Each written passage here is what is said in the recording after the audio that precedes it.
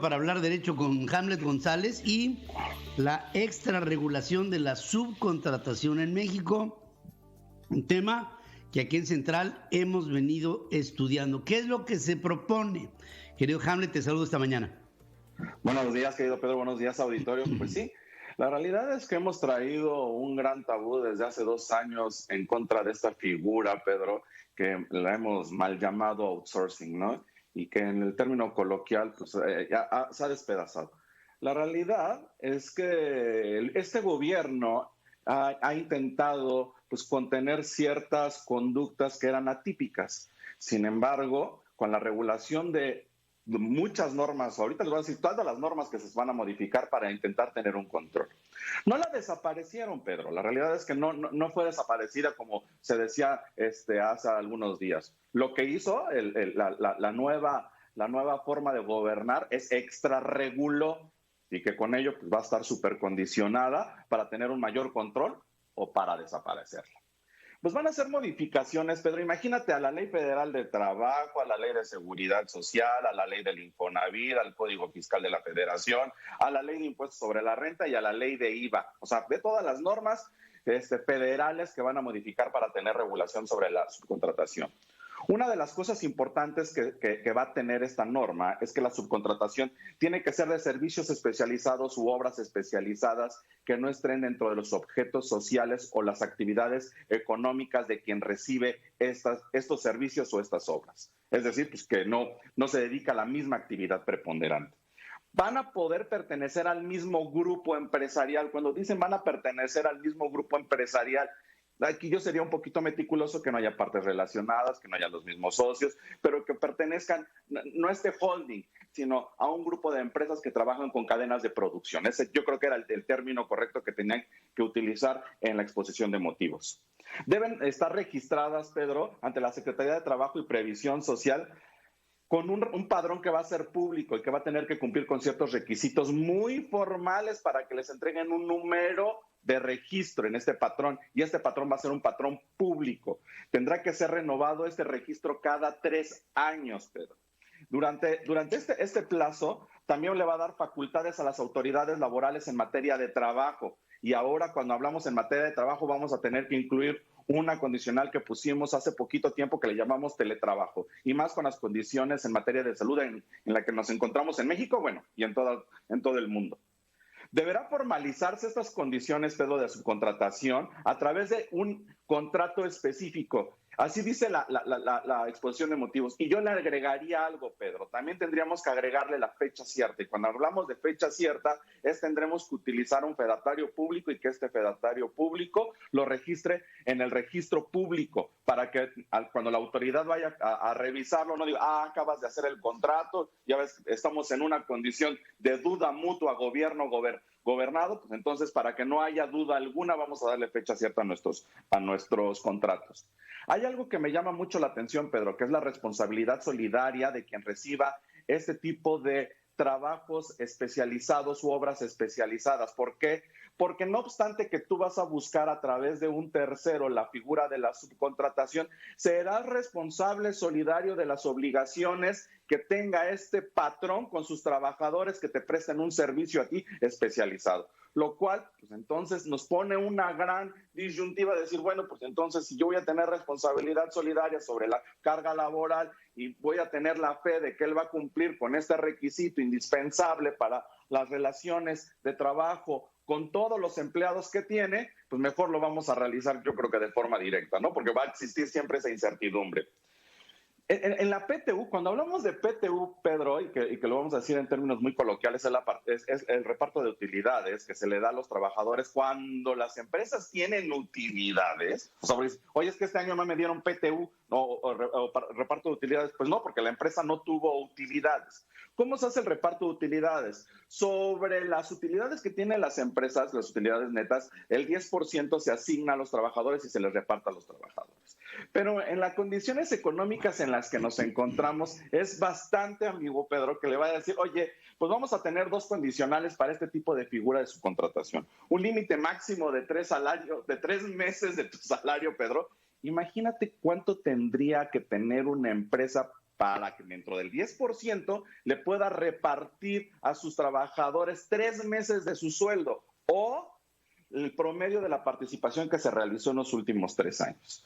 Entonces, también vamos a encontrar, Pedro, una figura importantísima, que ya nos vamos a salir de la materia de subcontratación y nos vamos a meter a la materia más complicada que existe en México hoy, que es la materia fiscal.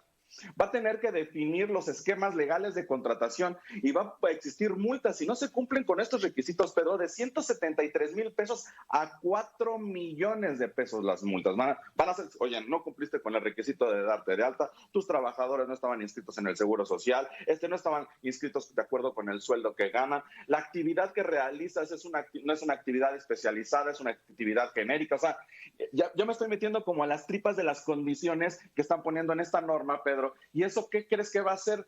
Pues no sé si podría generar conductas de corrupción o de discrecionalidad de la autoridad, de que diga a esta sí, a esta no, esta tampoco, esta tampoco, esta tampoco, esta tampoco, ¿no? Y otra cosa, Pedro, es que si no cumplen con estos requisitos, no obstante que ya sea un gasto que se haya efectuado a través de quien recibió el beneficio, no va a ser deducible, Pedro. Y al no ser deducible, pueden determinarte un crédito fiscal, y al determinarte un crédito fiscal que exceda más o menos los 8 millones de pesos ahorita con actualización, podríamos entrar en una conducta de delincuencia organizada, Pedro. Entonces, ya son delitos que se persiguen y que son de prisión preventiva oficiosa. O sea, que aunque lo hayas reparado, Pedro, vas a quedarte adentro, por una conducta de extrarregulación en una norma. Me queda claro que esta figura de la subcontratación, algunas empresas pues la excedieron el uso y que durante este uso también se usa un uso abusivo de los derechos que fueron intentando consagrarle a los trabajadores que nunca los tuvieron. Pero eso no significa que todas las empresas hagan lo mismo y que ahora vamos a tener que pasar por el filtro del gobierno para decir, esta empresa sí cumple los requisitos y esta no. Hoy, casualmente, con esta norma que estoy platicando, Pedro, me entero que no sé si es coincidencia política o es coincidencia de norma jurídica. Hoy le dan el ordenamiento a través de la Junta Federal de Conciliación y Arbitraje a Napoleón Gómez Urrutia para que pague los $54 millones que les tenía que haber entregado a los agremiados de ese sindicato.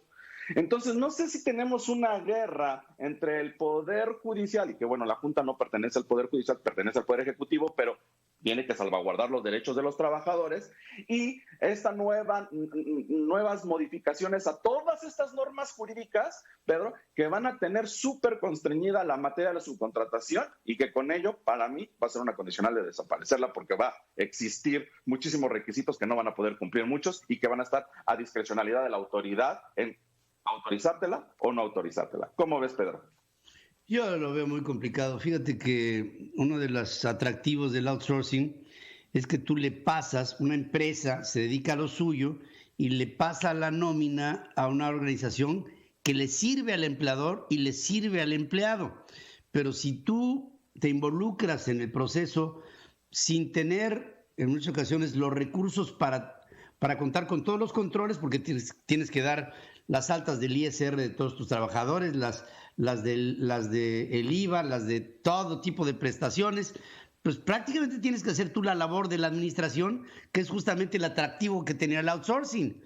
Si lo tienes tú que contener y luego dan una serie de giros especializados, que no sé la palabra realmente qué tan específica sea o qué tan interpretativa, pues nos vamos a quedar que ahora que les dan un plazo perentorio mucho más corto del que pedía el sector privado para hacer una transición, pues vamos a ver, en otras palabras, la pérdida de millones de empleos de aquí a fin de año. Esto va a ser una catástrofe. Y la responsabilidad solidaria, Pedro. Muchos de los empresarios dicen, bueno, aparte de todo que tengo ya que contratar, voy a ser responsable solidario de los trabajadores y de que se cumpla con las obligaciones legales hacia ellos. Pues entonces, ¿dónde hay un beneficio para poder potencializar mi negocio? Porque yo no quiero tener estas cargas administrativas y estas cargas de responsabilidad legal, porque no puedo. Generalmente los que más utilizan estas figuras son los pymes, Pedro. Tenemos pues por lo menos 40,000 pymes, Pedro, 4.6 millones de trabajadores los tenemos en esta figura. ¿Sabes cuántos vamos a ver ahora en la economía informal en diciembre? Por lo menos 3 millones, Pedro. Sí, esto va a ser una... Por lo menos va a ser un caos económico y un caos en materia de relaciones laborales patrón-trabajador, porque ahora lo que está pasando, Pedro, es que le estamos dando una carga excesiva al patrón y lo estamos queriendo castigar porque no estamos salvaguardando los derechos del trabajador, Pedro. Entonces, vamos a quitarnos esa figura paternalista y únicamente generar una figura de equidad patrón-trabajador. Si tú trabajas, pues yo te pago. Y si tú generas utilidades, tienes que pagarle. Pero creo que esta nueva forma de gobernar y esta nueva forma de presionar para recaudar más, y va a ser muy complicada, Pedro. Pero bueno, vamos a ver qué pasa en las próximas fechas. Pues sí, y hasta dónde suena, porque esto va a sonar. Gracias como siempre, mi querido Hamlet, hablando derecho.